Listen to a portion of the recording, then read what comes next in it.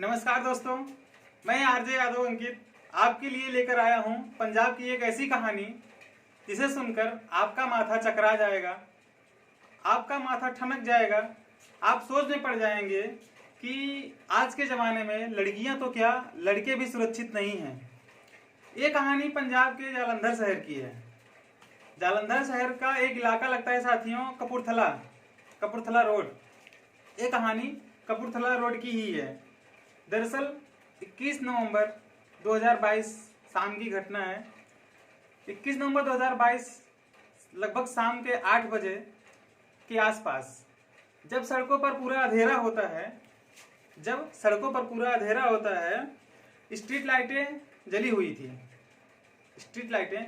हुई थी। एक मजदूर अपने फैक्ट्री से काम करके अपने घर को वापस जा रहा था तो वो देखता है कि उसके बगल में एक सफेद कलर की कार आकर रुकती है। साथियों, तो उसके बाद उस सफेद कलर की कार का शीशा नीचे होता है। उसमें से एक लड़की ने मजदूर को आवाज देके कहा कि भाई साहब सुनिए, जरा मुझे आपसे काम है, जरूरी काम है, आप जरा ये एड्रेस बता दीजिए। उनमें से एक लड़की ने एक पर्ची निकालकर उस व्यक्ति को दिया, कहा लीजिए और मुझे इसका एड्रेस बता दीजिए। मजदूर ने कहा कि मैडम, मैं गरीब आदमी हूँ, 400 रुपये डेली का कमाता हूँ और ज़्यादा पढ़ा लिखा नहीं हूँ मैडम, तो मुझे इस एड्रेस के बारे में कुछ पता नहीं है। तभी वो मजदूर इतना बता ही रहा था कि उसके मुंह पर कुछ ठंडी सी वस्तु आकर गिरती है। वो इससे पहले कि कुछ समझ पाता, मजदूर बेहोश हो जाता है। लड़कियां उसका हाथ पांव बांधती हैं और उसको अपनी गाड़ी में डालकर अपने घर ले जाती हैं। अपने घर ले जाकर लड़कियां उसको एक बेड पर लेटा देती हैं। जब उस मजदूर की आंखें खुलती हैं तो मजदूर देखता है कि वह एक आलीशान बंगले में था और उस बंगले में सुख सुविधाओं की सारी चीजें उपस्थित थी। वो जिस दीवार को भी देखता था, वो दीवारें बहुत ही सुसज्जित थी। अर्थात इसके पहले वो ऐसा सुंदर घर कभी देखा ही नहीं था। उसके बाद जब उसने नजर अपनी और दौड़ाई तो वो देखा कि 4 लड़कियां सोफे पर बैठी हुई हैं और वो आपस में बात कर रही हैं। इसके बाद उनमें से एक लड़की ने कुछ दवाइयाँ और पानी एक गिलास लेकर उस मजदूर के पास आई और उस मजदूर को दिया कि आप इसको खा लीजिए और पी लीजिए।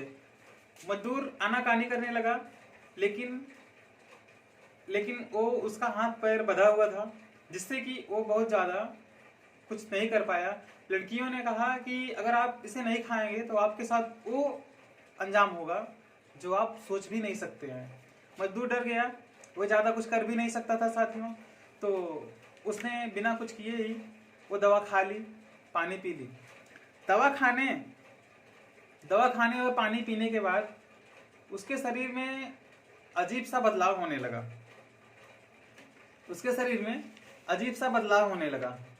उस मजदूर ने देखा कि चारों लड़कियां अपने कमरे में, मतलब उसी कमरे में जिस कमरे में मजदूर था, एक एक करके अपने सभी कपड़े उतार रही थी। जब लड़कियों के तन पर महज अंडरगारमेंट्स बचे थे तो लड़कियों ने शराब पीना शुरू किया। जब उन लड़कियों के तन पर केवल अंडरगारमेंट बचे थे तो उन लड़कियों ने शराब पीना शुरू किया। सबसे हैरानी की बात यह थी कि उन लड़कियों की उम्र 20 साल से कम नहीं थी और 24 साल से अधिक नहीं थी। वो लड़कियां आपस में कभी अंग्रेजी में बात करती थी, कभी पंजाबी में बात करती थी। मजदूर ज़्यादा पढ़ा लिखा तो था नहीं, इसलिए वो कुछ समझ नहीं पा रहा था कि ये लड़कियां आपस में क्या बात कर रही हैं।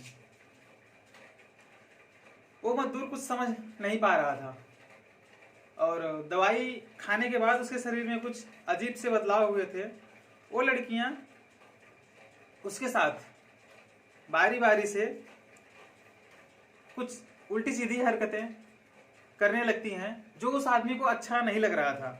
वो आदमी रो रहा था, गिड़गिड़ा रहा था कि मैडम मैं गरीब हूँ, एक चमड़ा फैक्ट्री में काम करता हूँ, डेली का 400 कमाता हूँ, मुझे छोड़ दीजिए मैडम। वो लड़कियां उसकी एक भी बात सुनने को तैयार नहीं थी। उन लड़कियों के सर पे जैसे कि भूत सवार था। वो लड़कियां बारी बारी से उस लड़के का रेप करती हैं। उन लड़कियों में उस लड़के का रेप करने की जैसे होड़ सी मच गई थी। वो लड़कियां आपस में शर्त लगाकर उस लड़के का रेप कर रही थी कि कौन कितनी देर तक करता है। वो लड़कियां इस हद तक नीचे गिर गई थी। बारी बारी से सभी लड़कियां उसका रेप करती रही। धीरे धीरे रात के 3 बज गए। साथियों, रात के 3 बजे उन लड़कियों ने उस लड़के को दोबारा हाथ पैर बांधकर उसी तरह जिस तरह लेकर आई थी उसी तरह गाड़ी में भरकर उसे ले जाकर उसी स्थान पर छोड़ दिया जहां से उसे उठाकर लेकर आई थी। जब सुबह हुआ तो वो लड़का सीधे थाने गया। लेकिन थाने जाने के बाद थाने के गेट के बाहर से ही वो लड़का वापस लौट आया, ये सोचते हुए कि मैं गरीब हूँ, डेली का 400 कमाता हूँ, थाने का चक्कर में लगा नहीं पाऊंगा, कोर्ट का चक्कर लगा नहीं पाऊंगा, और वो अमीर घर की लड़कियां हैं, पता नहीं उनके खिलाफ कुछ होगा भी या नहीं, उल्टा मुझे ही ना फंसा दिया जाए। इसलिए वो लड़का वापस लौट आया और अपने घर जाकर रात बीती कहानी को अपने घर पर बताया कि आज रात मेरे साथ ऐसा काम 4 लड़कियों ने किया है। परिवार वालों के माध्यम से ये बात मीडिया तक पहुंचती है। जब ये बात मीडिया तक पहुंची तो भारत की कोई भी ऐसी समाचार एजेंसी नहीं थी या कोई भी वेब पोर्टल ऐसा नहीं था जो इस न्यूज को अपने में जगह न दिया हो।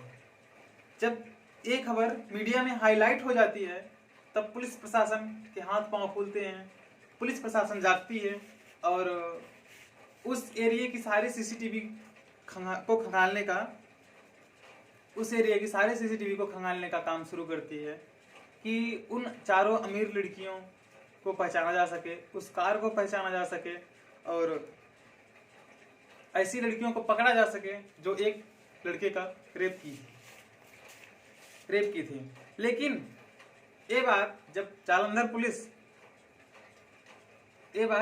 पुलिस करने लगी तो धीरे धीरे ये और ज्यादा पॉपुलर, ये घटना और ज्यादा फैल गया पूरे देश में। उस सफेद कार का पता किया जा रहा था, उन लड़कियों के बारे में जानकारी जुटाई जा रही थी।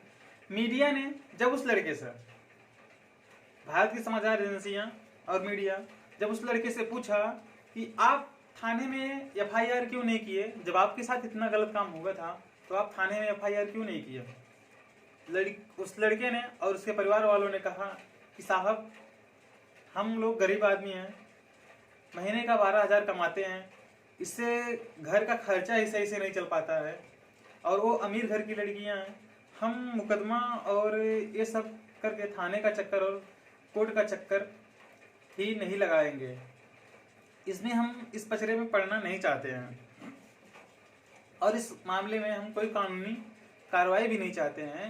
वो 4 लड़कियां चाहती तो इस लड़के का मर्डर भी कर सकती थी, लेकिन उन लड़कियों ने इस लड़के का शारीरिक शोषण तो किया ही है, लेकिन उनका बहुत बहुत आभार कि उन्होंने हमारे लड़के को जान से नहीं मारा। इस तरह की बातें उस लड़के के परिवार वालों ने कहकर कानून और मीडिया को चुप करा दिया।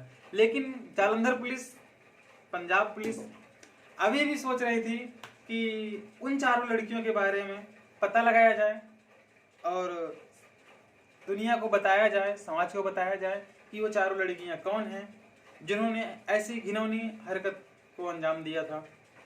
जब ये खबर मीडिया के माध्यम से, आपका अखबार के माध्यम से जब ये खबर बाहर फैलती है तो लोगों को हैरानी भी होती है और लोग चटकारे भी ले रहे थे कि ऐसे समाज में जहां पर लड़कियों का शारीरिक शोषण होता है, रेप होता है, ऐसे समाज में कुछ लड़कियां ऐसी भी हैं जो लड़कों का शारीरिक शोषण अर्थात लड़कों का रेप कर दे रही हैं। तो इस प्रश्न पर, इस मैटर पर बहुत सारे प्रश्न हैं जिनके उत्तर आज भी बाकी हैं। बहुत से लोग हैं जिनके प्रश्न हैं जो अभी भी इस मैटर पर अपने उत्तर की तलाश करते हैं। और जालंधर पुलिस अभी तक उन लड़कियों को खोज नहीं पाई है, लेकिन जालंधर पुलिस अभी भी दावा करती है, पंजाब पुलिस अभी भी दावा करती है कि उन लड़कियों को जल्द से जल्द खोज लिया जाएगा और समाज को बताया जाएगा कि वो लड़कियां कौन थी जिन्होंने ऐसे घिनौनी हरकत को अंजाम दिया था। तो दोस्तों, इस कहानी को बताने का मेरा बताने का उद्देश्य बस इतना सा है कि इस कहानी से आप लोग जागरूक हों। इस कहानी से मेरा किसी का दिल दुखाने का कोई मकसद नहीं है, बस आपको जागरूक करने का मकसद है। तो दोस्तों, मेरी कहानी अगर पसंद आई हो तो मेरे चैनल को लाइक सब्सक्राइब करें। जय हिंद।